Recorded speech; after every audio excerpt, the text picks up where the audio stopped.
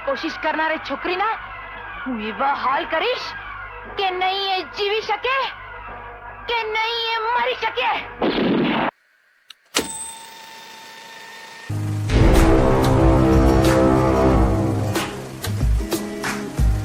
Hello મિત્રો, વિડીયોમાં તમારું સ્વાગત છે. મિત્રો, 80ના દાયકાના એન્ડમાં હોલીવુડ ગુજરાતી ફિલ્મોમાં એક એવી અદાકારાની એન્ટ્રી થઈ કે તેણે કરી તો ઘણી ગાંઠી ફિલ્મો, પણ એ ફિલ્મો ગુજરાતી પ્રેક્ષકોના હૃદયમાં એવી તો છાપ છોડી ગયા કે દાયકાઓ પછી પણ તેમના વિશે જાણવાની ઘણા ચાહકોમાં જિજ્ઞાસા જોવા મળી. હાજી મિત્રો, ગિરીશ મનુકાંતની એક film, musical romantic superhit film કે તેમાં ગુજરાતી ફિલ્મોના પડદે આ તારિકાએ ડેબ્યુ કર્યું, પરંતુ એક જબરજસ્ત લહેકો અને પોતાના નોટી ટોનથી પણ અલગ છાપ છોડી જનાર ફિમેલ ગાયિકા વત્સલા પાટીલે પણ ડેબ્યુ કર્યું. આના પહેલા પ્રફુલ્લા મનુકાંત અને ગિરીશ મનુકાંતની ફિલ્મો આપણી ધાર્મિક દંતકથાવાળી ફિલ્મો બનતી અને ખાસ તેમના દરેક ફિલ્મોમાં જાજો ભાગ હીરો તરીકે આપણા નિષ્ઠાવાન અભિનેતા રણજીત રાજ હતા.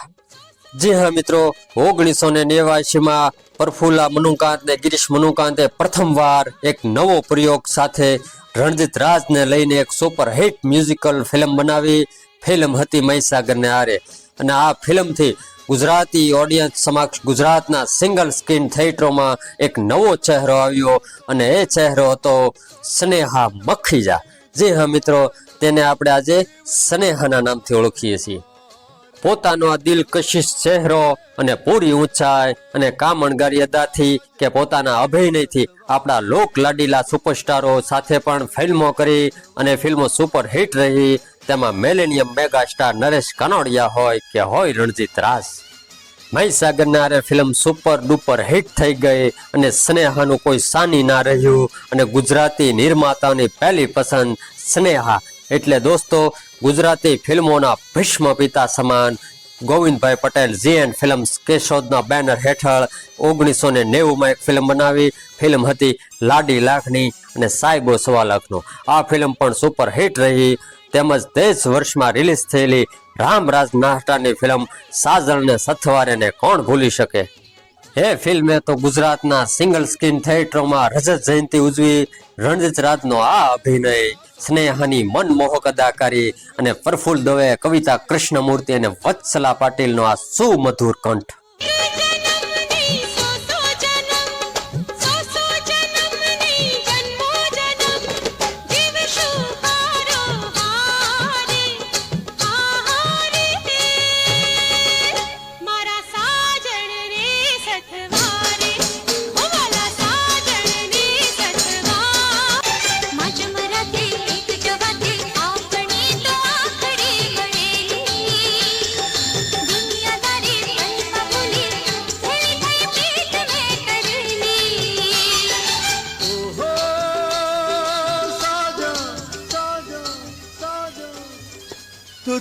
ઓગણત્રીસ સપ્ટેમ્બર 1972માં મુંબઈમાં અશોકભાઈ સિંધીના ઘરે જન્મેલા સ્નેહાના માતાશ્રી કમલેશ પંજાબી હતા.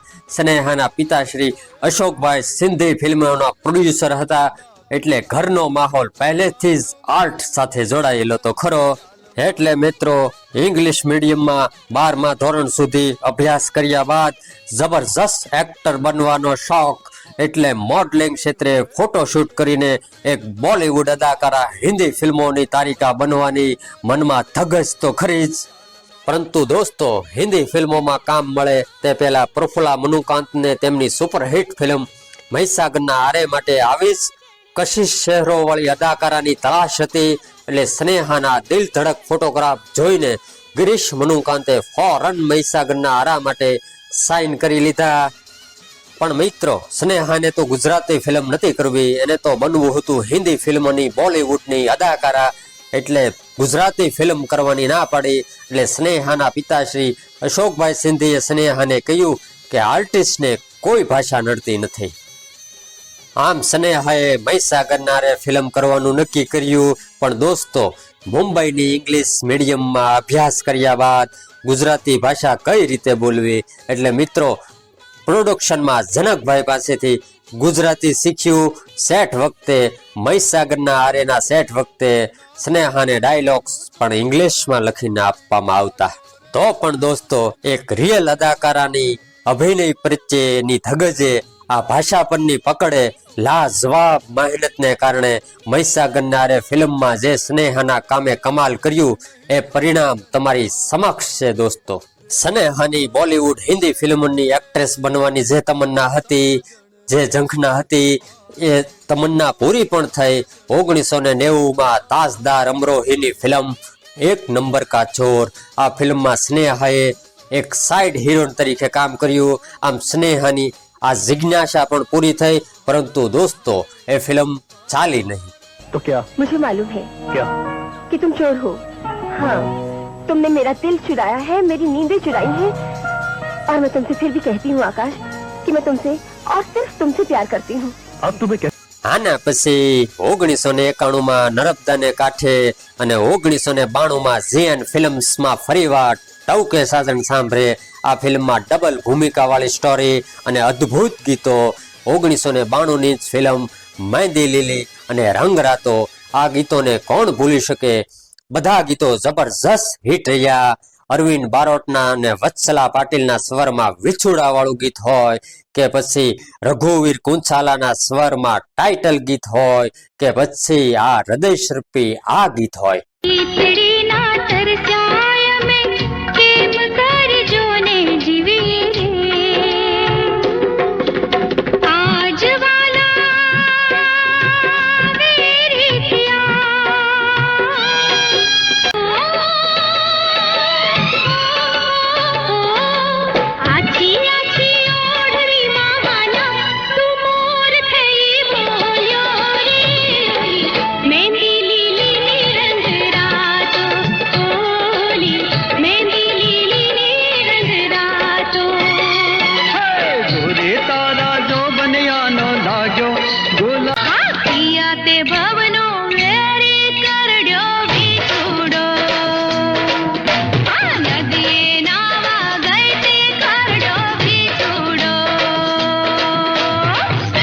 મિત્રો, ચાહકોની જાણ ખાતર કે 1989માં લાડી લાખની સાહેબો 1.25 લાખનો ફિલ્મનું શૂટિંગ ચાલી રહ્યું હતું ત્યારે સ્નેહાની ઉંમર ફક્ત 16-17 વર્ષની હતી, ત્યારે નરેશભાઈની ઉંમર લગભગ 42-43 વર્ષની હતી.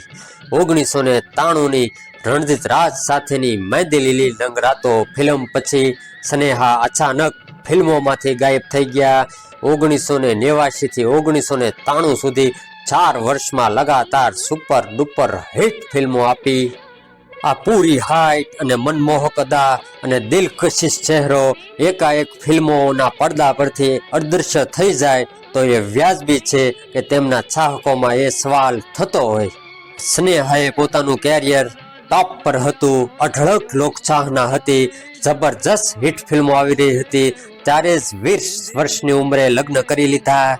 દોસ્તો, ગ્લેમરની દુનિયામાં જાજો ભાગ આવું જ બનતું આવ્યું છે. લગ્ન પછી કાં તો તેમને ફિલ્મો ઓછી મળવાનું થઈ જતું હોય છે, કાં તો ખુદ કામ કરવાનું ઓછું કરી નાખતા હોય છે. સ્નેહા સાથે કંઈક આવું જ બન્યું. ઘણા ચાહકોને ખબર નહીં હોય કે સ્નેહાના માતાના પિતાશ્રી મૂલચંદ, તમે મિત્રો ડોન ફિલ્મ તો જોઈ હશે. એમાં ખઈ કે પાન બનારસ વાલા ગીતમાં નાચા હો નાચા કરીને પ્રચંડ કાયા, ભારી ભરખમ શરીર મૂલચંદ કે જેણે 70ના દાયકામાં કેટલી પણ હિન્દી ફિલ્મોમાં નજર આવેલા એ સ્નેહાના નાનાજી થાય.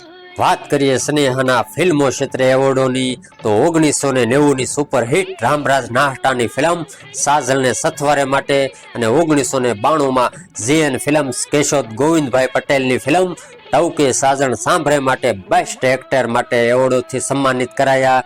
ટવકે સાજણ સાંભળેમાં સ્નેહાની ડબલ ભૂમિકા હતી. આના પછી ઘણા વર્ષો બાદ સ્નેહાએ ગુજરાતી ફિલ્મોમાં કમબેક કર્યું.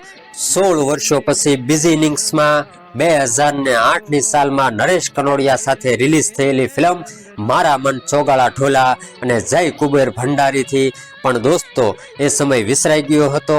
જે તે સમયમાં સ્નેહાએ જે છાપ છોડી હતી એ છબી લુપ્ત થઈ ગઈ હતી. આજે પણ આટલા વર્ષો બાદ સ્નેહાને તેમનો ચાહક વર્ગ મહીસાગરને આરે ફિલ્મની ફૂલ કવર હોય કે મહેંદી લીલી અને રંગ રાતોની તેજલ હોય કે પછી સાજણને સથવારેની રાસકુંવરી રાધા હોય, આ જ અંદાજમાં ચાહકો ફરીવાર જોવા માંગે છે. સ્નેહાની બે દીકરીઓ, એક દીકરીને સ્નેહાએ દત્તક લીધી છે, પોતાની દીકરી સમાયરા અને મોટી દીકરી હની. સ્નેહાનો એક દીકરો ધ્રુવ. આજે સ્નેહા ફિલ્મી ચકાસમથી અલગ પોતાની જિંદગીમાં એક ખુશહાલ જિંદગી જીવી રહ્યા છે. સ્નેહા આજે 53 વર્ષની ઉંમરે પણ સંપૂર્ણ રીતે ફિટ અને કાર્યરત છે. તો આપણે બધા સ્નેહાના નિરોગી જીવન માટે દિલથી પ્રાર્થના. સ્નેહાએ કરી તો ઘણી ગાંઠી ફિલ્મો, પણ જે ફિલ્મો કરી એ ગુજરાતી ફિલ્મ સંગીતને પ્રેમ કરવા વાળી ઓડિયન્સમાં એવી છાપ છોડી ગયા કે એના અભિનય હોય કે પછી એના પર ફિલ્માંકન થયેલા સુપર હિટ ગીતો હોય, આજે પણ ચાહકો દાયકાઓ પછી પણ એને ભૂલી નથી શક્યા. દોસ્તો, તમને સ્નેહાની કઈ ફિલ્મ વધારે પસંદ છે એ કમેન્ટ બોક્સમાં જરૂર જણાવશો. મિત્રો, હજુ સુધી તમે ગુજરાતી ટોકીઝ ચેનલને સબસ્ક્રાઇબ ન કરી હોય તો કરી નાખશો. વિડીયો ગમે તો લાઇક્સ કરજો. ધન્યવાદ.